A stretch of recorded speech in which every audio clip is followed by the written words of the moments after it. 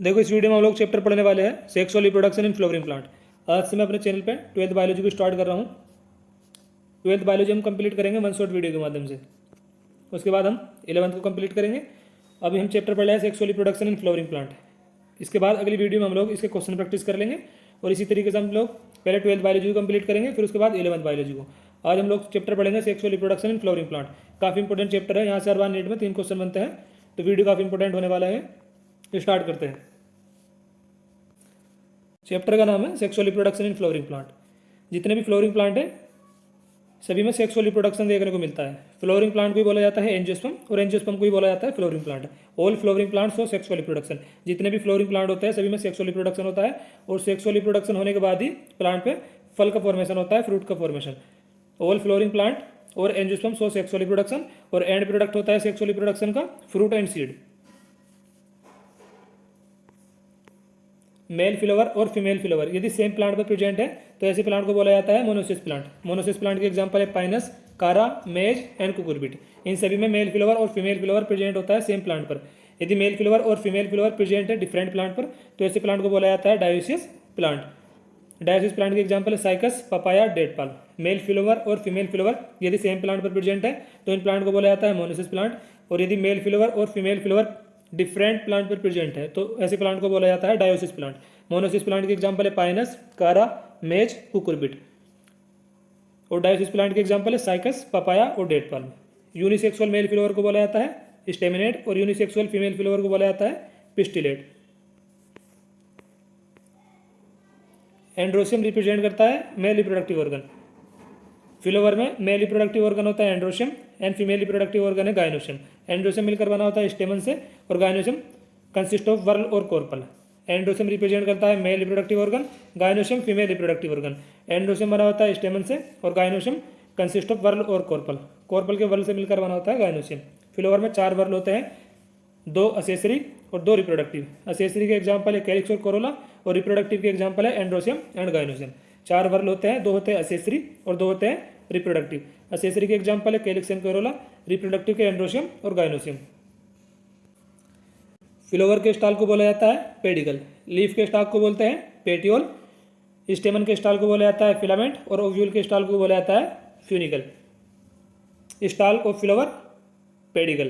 Pedicle जो है flower के स्टाल के और लीफ के स्टाक को बोलते हैं पेटियोल। स्टेमन के स्टाल के फिलामेंट एंड ओव्यूल का जो स्टाल के उसको बोला जाता है फ्यूनिकल। एंथर में होते हैं 2 लोब और 2 थीका और 4 होती है स्पोरेंजिया। 4 स्पोरेंजिया इसलिए टेट्रा स्पोरेंजिएट। 2 थीका होते हैं तो डाइथिकस और लोब भी होते हैं 2 तो इसलिए बाइलोब। एक एंथर में 2 लोब होते हैं इसलिए बोला जाता है इसे बाइलोब। 2 थीका होते हैं तो डाइथिकस और 4 स्पोरेंजिया होती है तो इसलिए टेट्रा स्पोरेंजिएट। स्टाल को फ्लावर पेडिकल, स्टाल को लीफ पेटियोल, स्टाल को स्टेमन फिलामेंट, स्टाल को ओव्यूल फ्यूनिकल। अब हम पढ़ते हैं माइक्रोस्पोरेंजियम। माइक्रोस्पोरेंजियम सर्कुलर होती है शेप में और ये सराउंडेड होती है जनरली 4 वॉल लेयर से, एपिडर्मिस, एंडोथीसियम, मिडिल लेयर और टेपिडम। स्टार्टिंग की जो 3 लेयर होती है आउटर 3 वॉल लेयर, इनका काम होता है प्रोटेक्शन प्रोवाइड कराना और एंथर के डेhiscence में हेल्प करना, help in dehiscence of anther ताकि पोलन ग्रेन रिलीज हो सके। और टेपिटम ये इनर मोस्ट वॉल लेयर है और ये डेवलपिंग पोलन ग्रेन को नरिशमेंट प्रोवाइड कराती है। माइक्रोस्पोरेंजियम की 4 वॉल लेयर होती है, एपिडर्मिस, एंडोथीसियम, मिडिल लेयर और tapetum. Tapetum developing pollen grain को नरिशमेंट प्रोवाइड कराती है टेपिटम। एपिडर्मिस, एंडोथीसियम और middle layer outer 3 wall layer होती है, इनका काम होता है प्रोटेक्शन प्रोवाइड कराना और एंथर के डेhiscence में हेल्प करना to pollen grain release. Microsporogenesis and megasporogenesis. The process of formation of microspore from a pollen mother cell. pollen mother cell से माइक्रोस्पोर के बनने के प्रोसेस को बोला जाता है microsporogenesis. The process of formation of microspore from a pollen mother cell through meiosis. Pollen mother cell से meiosis के द्वारा माइक्रोस्पोर के बनने के प्रोसेस को बोला जाता है माइक्रोस्पोरोजेनेसिस। एक है megasporogenesis. The process of formation of megaspore from megaspore mother cell is called megasporogenesis. Megaspore mother cell से मेगास्पोर के बनने को प्रोसेस को बोला जाता है मेगास्पोरोजेनेसिस। माइक्रोस्पोर के बनने के प्रोसेस को बोला जाता है microsporogenesis and megasporogenesis. The process of formation of megaspore from megaspore mother cell. Megaspore mother cell से मेगास्पोर बनने के प्रोसेस को बोला जाता है megasporogenesis and microsporogenesis. Formation of microspore from pollen mother cell.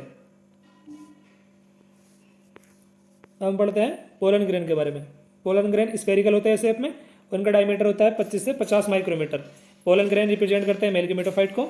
And pollen grain में होती है दो wall layer. Outer wall layer को बोलते हैं एक्साइन और इनर लेयर होती है इंटाइन।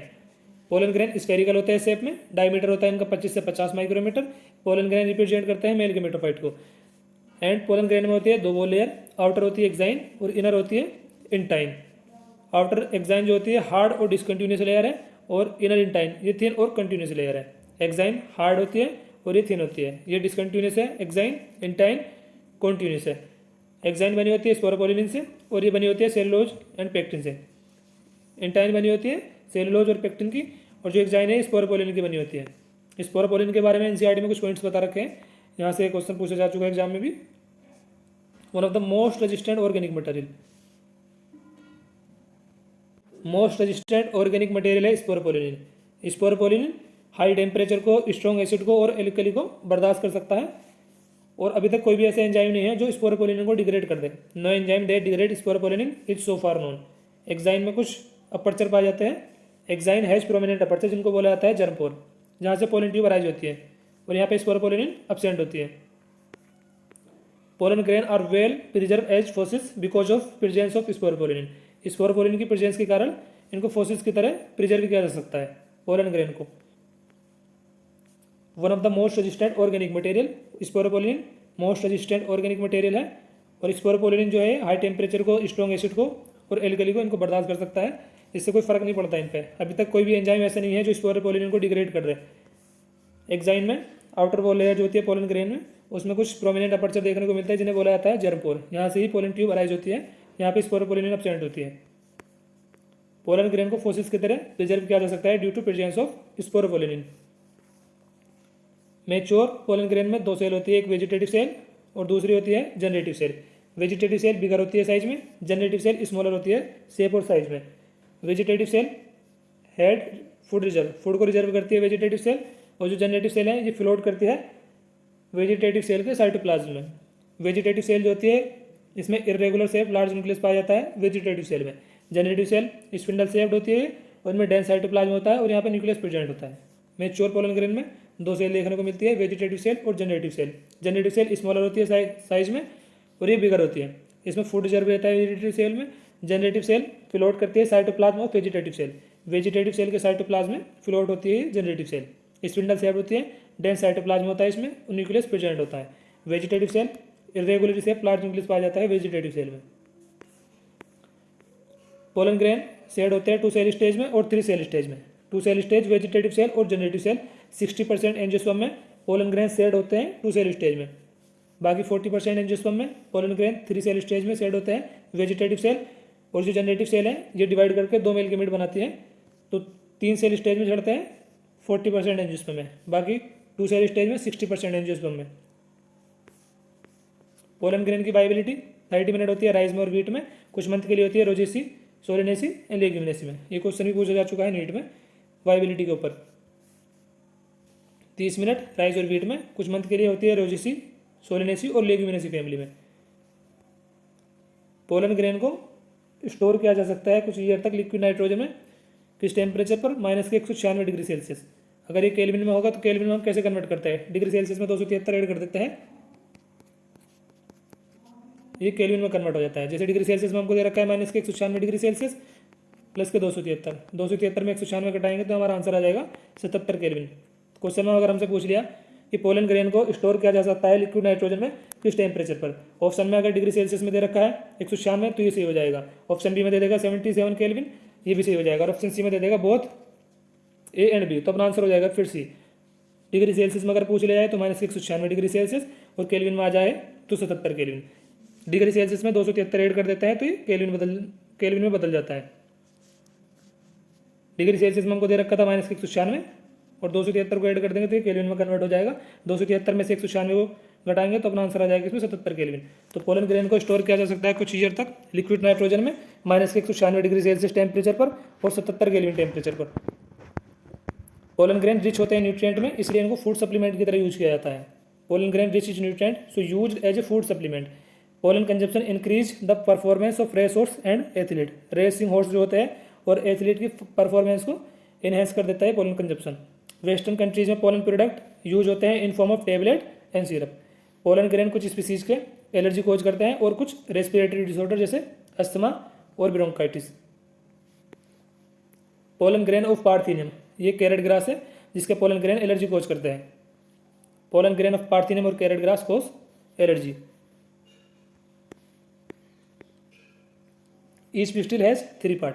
पिस्टिल के होते हैं 3 पार्ट, स्टिग्मा, स्टाइल और ovary.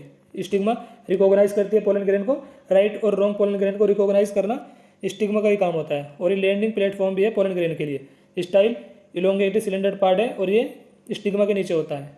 Ovary basal bulge part है पिस्टिल का और ओवरी में ही ओवेरियन केविटी होती है जिसे लोक्यूल भी बोला जाता है। प्लेसेंटा लोकेटेड होता है inside the ovarian cavity. Pistil के होते हैं 3 पार्ट, स्टिग्मा, स्टाइल और ओवरी। बेसल बल्ज पार्ट है ओवरी, ओवरी में ही ओवेरियन केविटी प्रेजेंट होती है और प्लेसेंटा लोकेटेड होता है inside the ovarian cavity. Style elongated cylinder part है और ये स्टिग्मा के नीचे प्रेजेंट होता है। स्टिग्मा ये पोलन ग्रेन को रिकॉग्नाइज करती है। इसके बाद है मेगास्पोरेंजिया। मेगास्पोरेंजिया अराइजिंग होती है प्लेसेंटा से। मेगास्पोरेंजिया को बोला जाता है कॉमनली ओव्यूल। ओव्यूल का नंबर ओवरी में 1 भी हो सकता है और 1 से ज़्यादा भी। 1 देखने को मिलता है हमें मैंगो, पेडी और वीट में। मैनी देखने को मिलता है हमें पपाया, वाटरमेलन एंड ऑर्किड में। Number of ovule in ovary में भी 1 एंड मैनी। 1 मैंगो, पेडी और वीट में देखने को मिलता है। मैनी देखने को मिलता है पपाया, वाटरमेलन एंड ऑर्किड में। एग्जाम्पल आप लोगों को ध्यान रखना है।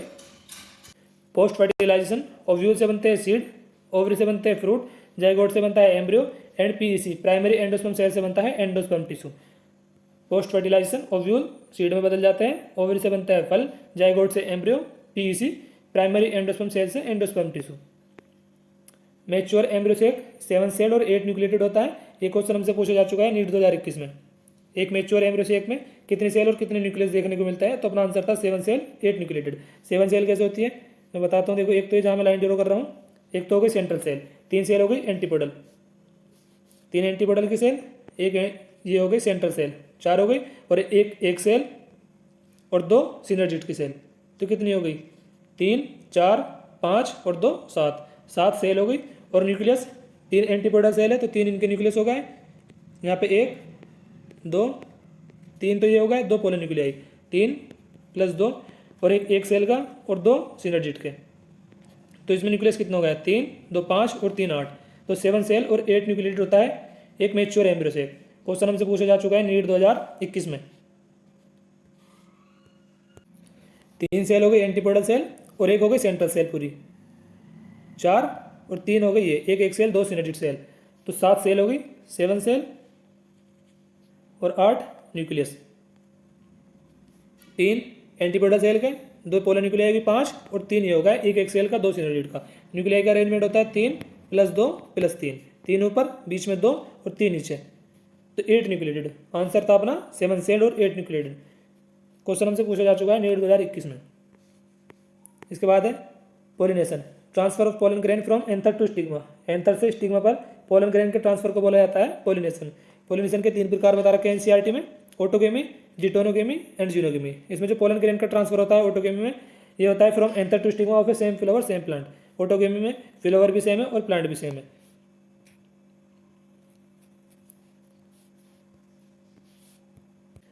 Geitonogamy, transfer of pollen grain from anther to stigma another flower of a same plant. इसमें फ्लावर दूसरा होता है लेकिन प्लांट सेम होता है। फंक्शनली जिटोनोगेमी क्रॉस पोलिनेशन है और जेनेटिकली सेल्फ पोलिनेशन है। इसी फ्लावर है तो यहाँ पे प्लांट तो सेम होता है। Transfer of pollen grain from anther to stigma another flower of same plant. Functionally तो क्रॉस पोलिनेशन है, जेनेटिकली सेल्फ पोलिनेशन है। जेनेटिकली सेल्फ कैसे, क्योंकि प्लांट तो सेम ही है लेकिन फ्लावर दूसरा है। Transfer of pollen grain from anther, एक फ्लावर के एंथर से दूसरे फ्लावर के स्टिग्मा पर पोलन ग्रेन का ट्रांसफर होना। Transfer of pollen grain from anther to stigma of an another flower of a same plant. तो फ्लावर अनोदर है, इसमें प्लांट सेम है, तो इस प्रकार के पोलिनेशन को बोला जाता है जिटोनोगेमी। जीनोगेमी में क्या होता है, फ्लावर भी डिफरेंट होता है और प्लांट भी डिफरेंट होता है। प्लांट डिफरेंट है और फ्लावर भी different. Transfer of pollen grain from anther to stigma different flower of different plant, इसको बोला जाता है xenogamy. Autogamy, transfer of pollen grain from anther to stigma of a same flower same plant. इसमें geitonogamy में होता है another flower of the same plant, functionally एक cross pollination है क्योंकि एक फूल से दूसरे फूल पे ट्रांसफर हो रहा है, and genetically self pollination. Xenogamy में डिफरेंट फ्लावर आता है और प्लांट भी डिफरेंट होता है। Agent of pollination, biotic agent और एबायोटिक एजेंट, दो प्रकार के एजेंट होते हैं जो पोलिनेशन को करवाते हैं। एबायोटिक एजेंट में आता है विंड और वाटर। विंड पोलिनेशन को बोला जाता है एनिमोफिली, यदि हवा के द्वारा परागण हो रहा है तो उसको बोला जाता है एनिमोफिली। वाटर के द्वारा परागण हो रहा है तो उसको बोला जाता है हाइड्रोफिली। वाटर पोलिनेशन को बोला जाता है हाइड्रोफिली, विंड पोलिनेशन को एनिमोफिली, और एनिमल के द्वारा जो पोलिनेशन होता है उसको बोला जाता है जूफिली। तो ये पॉइंट आप लोगों को ध्यान रखना है, wind pollination anemophily, water pollination hydrophily, और animal pollination zoophily. Wind pollination होता है मेज में और ग्रासेस में। Wind pollinated flower often have a single ovule in each ovary. Water pollination को बोला जाता है hydrophily. Pollination by water is quite rare in flowering plant. Flowering plant में जो वाटर के द्वारा पोलिनेशन होता है बहुत कम होता है, ओनली 30 जेनरा है मोस्टली मोनोकोट के, जहाँ पर हाइड्रोफिली द्वारा पोलिनेशन होता है। एग्जाम्पल है जैसे हाइड्रिला, वेलिस्नेरिया और जूस्टेरा सी ग्रासिस, इनमें वाटर के द्वारा पोलिनेशन होता है। एनिमोफिली विंड पोलिनेशन ये देखने को मिलता है मेज ग्रासिस में। हाइड्रोफिली वाटर पोलिनेशन ये होता है हाइड्रिला, वेलिस्नेरिया, जूस्टेरा। ये एग्जाम्पल हमें एनसीईआरटी में बता रखे हैं, तो ये आप लोगों को ध्यान होना चाहिए। एनिमल के द्वारा पोलिनेशन, जैसे बीज डोमिनेटिंग पोलिनेटिंग एजेंट है, सबसे ज़्यादा पोलिनेशन बीज के द्वारा होता है। बाकी जो बटरफ्लाई, बीटल, वास्प, एंट, मोथ और बर्ड्स ये भी पोलिनेशन करवाते हैं। इवन कुछ लार्ज एनिमल है जैसे लेम्यूर, रोडेंट एंड रेप्टाइल, इनमें भी पोलिनेशन होता है एनिमल द्वारा। एनिमल पोलिनेशन को बोला जाता है zoophily. In some plant like viola, oxalis और कोमेलिना, कुछ प्लांट जैसे एग्जांपल हमें बता रखे वियोला, ऑक्जेलिस और कोमेलिना, इनमें दो प्रकार के फ्लावर होते हैं, एक है चेस्मोगेमस फ्लावर, दूसरा है क्लिस्टोगेमस फ्लावर। चेस्मोगेमस फ्लावर इनमें एंथर और स्टिग्मा ऑलवेज ओपन होते हैं, और जो क्लिस्टोगेमस फ्लावर होते हैं इनमें एंथर और स्टिग्मा ऑलवेज क्लोज्ड होते हैं। चेस्मोगेमस फ्लावर एंथर और stigma always open, and cleistogamous flower इनमें एंथर और स्टिग्मा ऑलवेज क्लोज्ड होते हैं। क्लिस्टोगेमस फ्लावर इनवेरिएबली ऑटोगेमस होते हैं, यहाँ पर क्रॉस पोलिनेशन का कोई चांस नहीं होता। इन सम प्लांट जैसे वियोला, ऑक्जेलिस और कोमेलिना, इनमें दो प्रकार के फ्लावर होते हैं, चेस्मोगेमस और क्लिस्टोगेमस। क्लिस्टोगेमस फ्लावर एंथर और स्टिग्मा इनमें ऑलवेज क्लोज होते हैं, और चेस्मोगेमस फ्लावर एंथर और स्टिग्मा यहाँ पे ओपन होते हैं, यहाँ पे एंथर स्टिग्मा क्लोज। इनवेरिएबली ये ऑटोगेमस होता है, यहाँ पे क्रॉस पोलिनेशन का कोई चांस नहीं होता। पोलन ट्यूब जब सिनर्जिड में एंटर करती है तो पोलन ट्यूब दो मेल गेमेट कैरी करती है। पहला मेल गेमेट फ्यूज कर जाता है एक सेल के साथ। मेल गेमेट की प्लोइडी हैप्लोइड है एन, एक सेल भी हैप्लोइड होती है, तो ये दोनों फ्यूज होकर बना लेती है जाइगोट, इसकी प्लोइडी होती है 2n। दूसरा मेल गेमेट फ्यूज कर जाता है 2 पोलर न्यूक्लियाई से जो लोकेटेड होती है सेंट्रल सेल में, और ये बना लेती है pn, primary endosperm nucleus. Zygote के बनने के प्रोसेस को बोला जाता है इसे syngamy, and primary endosperm nucleus के बनने के प्रोसेस को बोला जाता है ट्रिपल फ्यूजन। सिनगेमी और ट्रिपल फ्यूजन को मिलाकर ही बोल दिया जाता है डबल फर्टिलाइजेशन। और एक यूनिक फीचर है एंजियोस्पर्म का,